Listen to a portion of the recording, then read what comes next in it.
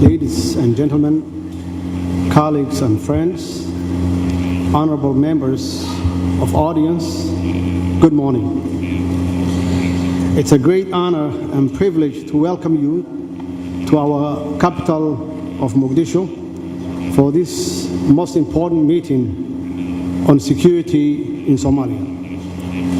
From the attendance and high-level participation of key stakeholders, it's clear that we are in agreement that security is our greatest requirement and it is essential if this country is to realize its full potential. Given our current national challenges, it's important to recognize that only in partnership will we achieve the goal of a safe and secure nation. Security and counterterrorism are our government's top priorities. They are critical to absolutely everything else. Without ensuring security and countering terrorism, there cannot be the peaceful, progressive, and prosperous Somalia to which we all aspire. Our government's priorities and national progress heavily depend on improving the security situation in Somalia. If we are to achieve our goals, looking around this room, I recognize two friends and strong partners who support our security forces, notably the police and National Army. There are just too many to name and thank individually, and I therefore express our appreciation and gratitude to all. Ladies and gentlemen, colleagues and friends, honorable members of the audience, Somalia's insecurity was stemmed from poor governance and the near quarter-century civil war that ravaged the nation, its people, institutions, and resources. Most devastating was the painful loss of our people who are now scattered across the globe.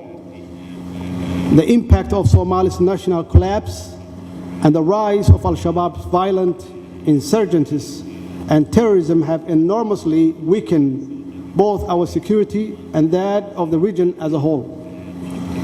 The enduring victims of this instability and lack of security remain the Somali people. Today, our government will spearhead progressive reforms, including in the security sector. Despite the challenges and setbacks, we Somalis are vibrant and resilient people, full of hope and high expectations. We will continue our rise. It is this public hope, trust, and expectations that fuel my administration's determination to fully utilize every tangible opportunity to continue to take Somalia forward. It is the solemn promise and duty of my government to capitalize on this momentum. There will be no delay, there will be no disruption. The government is committed to institutionalize peace and progress by achieving our priorities of security, public service, economic recovery, as well as elimination of corruption in all its forms. This will do through education, legislation, and decisive action. We as a government are absolutely determined to win the war against Al-Shabaab and ISIS with a strong commitment and support of our valued international partners. I'm confident that together we will disrupt, dismantle, and defeat the terrorists. We will return full control of all Somali's territories to the legitimate state and its people.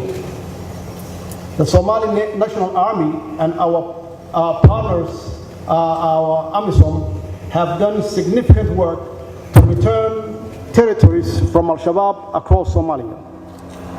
We must and we will continue to recapture the remaining territories from these evil forces. My government's key strategic objectives is to establish a unified, capable, accountable, integrated, and right-sized federal and member state security force that will provide a safe environment for our citizens. As agreed upon national security architecture and recently developed national defense strategy, operational readiness assessment, as well as our National Integration Commission, encompass the security ambitions of this government. We are committed to the implementation of resectorization immediately, and we agreed that the role of Commander Defense Force, CDF, is to reorganize and reintegrate the Somali National Army and appoint the best and the brightest sector commanders. In this respect, these documents, if invested in and properly implemented, we will see Somalia return to complete stability and begin to see a true progress. From the outset, I wanted to make crystal clear that we are proud of all our security forces. Our soldiers are fighting courageously and leading the effort alongside AMISOM troops to liberate their fellow countrymen from Al-Shabaab's violence and tyranny. We honor the sacrifices made by AMISOM forces and our international partners. We are forever indebted for their sacrifices. We are also cognizant that we must address the critical security gaps before transitioning security operations and full responsibility to well-trained, equipped, and supported Somali security forces. There is no doubt that Al-Shabaab is weakening and is losing ground. Tragically, they have reverted a symmetric warfare employing cowardly tactics of insurgency and terrorism. This demonstrates their moral and ideological bankruptcy, a distorted ideology that led them to undertake the 14 October evil attack, for which they are too ashamed to take responsibility. While the results of their criminal act have been horrifying, they are occurring less frequently. Indeed, from all this evidence, it's clear that we are winning against these desperate forces of terrorists. In terms of providing security and stability, our priorities are clear. We must increase the size and capabilities of our security forces, strengthening the capacity of state security institutions to recover territory, stabilize and provide basic safety and security, and integrate our security forces into federal and regional institutions.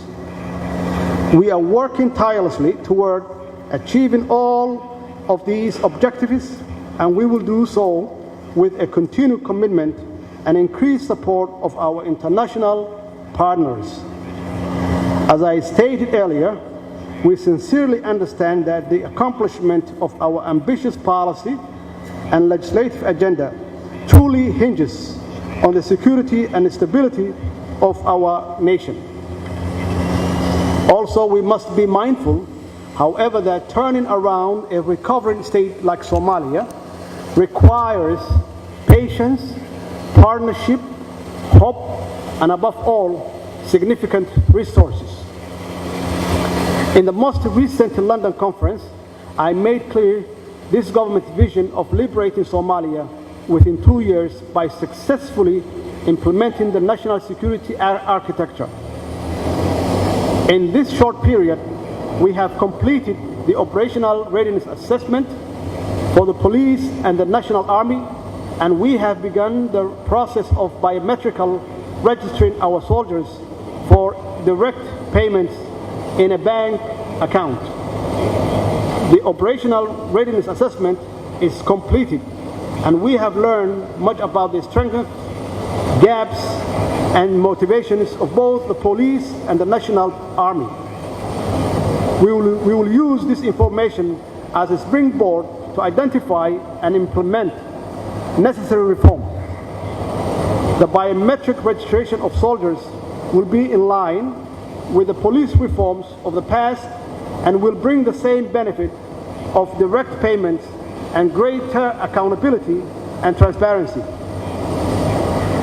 These achievements will facilitate the implementation of the national security architecture and the comprehensive approach on security. The main component of this is the training of Somali National Army and our federal and regional police forces. These will in turn enable and expedite the transition of Somali-led security forces. Reforms and challenges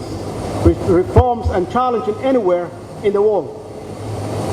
But when it comes to security sector reform, this government will be leading, not following. There are opportunities.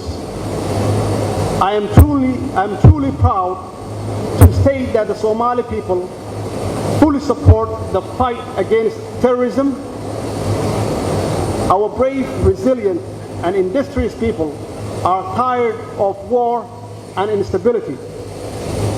They have made it clear that there can be no returning to the dangerous and dark past.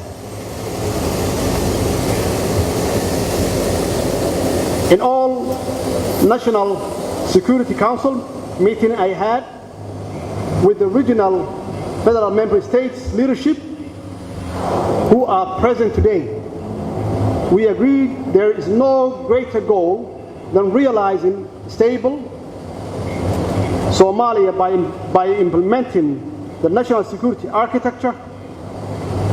The federal government and the member states are united against a common enemy and united for a common purpose. With widespread public support and the backing of the international community, I am fully confident that we will successfully make this country secure, progressive, and prosperous for the benefit of its people and the wider world. However, we have challenges. Despite our success, many obstacles remain in our journey to security and stability as a nation.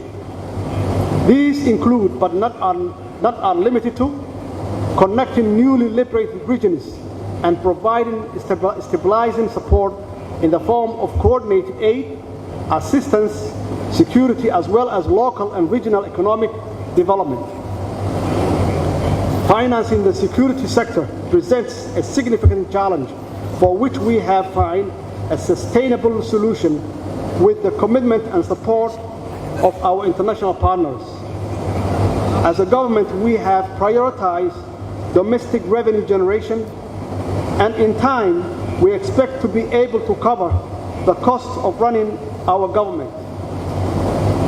However, the current security requirements far exceed our economic means, and we urgently request that the international community increase its diverse and generous support to our security force if we are to protect the gains we have made thus far. In addition, we are progressing toward full compliance with the UN Security Council resolution on the weapons embargo, and we are optimistic that our partners will facilitate and support us in this process. We must be allowed to fight the enemies of peace effectively and bring about their swift demise. Some of my nation's challenges will be discussed in more detail by my esteemed colleagues later today. I wanted to conclude on a positive note that I found buried deep in the Somali National Army report. The Somali National Army, despite the poor pay, is motivated to defend their country because they believe in it. Patriotism is the reason they are willing to risk their lives. I am deeply humbled and tremendously proud of my countrymen. In conclusion, I reiterate that security is our #1 priority. Without it, nothing can be achieved. While we are proud of our national success, including ORA, Operational Readiness Assessment, we understand there is still a long way to go before we establish a well-trained, equipped, integrated, and financed Somali security force. However, with our national conviction and your partnership, we will reach our final destination. The larger goal of sustainable security is intertwined with the need for long-term development. If we are to remain safe and if we are to prosper, we must develop our infrastructure, our industries, our agriculture. We must have good schools and available health care. Peace will not last unless we create an economic climate where all Somalis can not only survive but prosper. Finally, experiences from other post-conflict society remind us of the importance of patience, reconciliation, institution building, and leadership.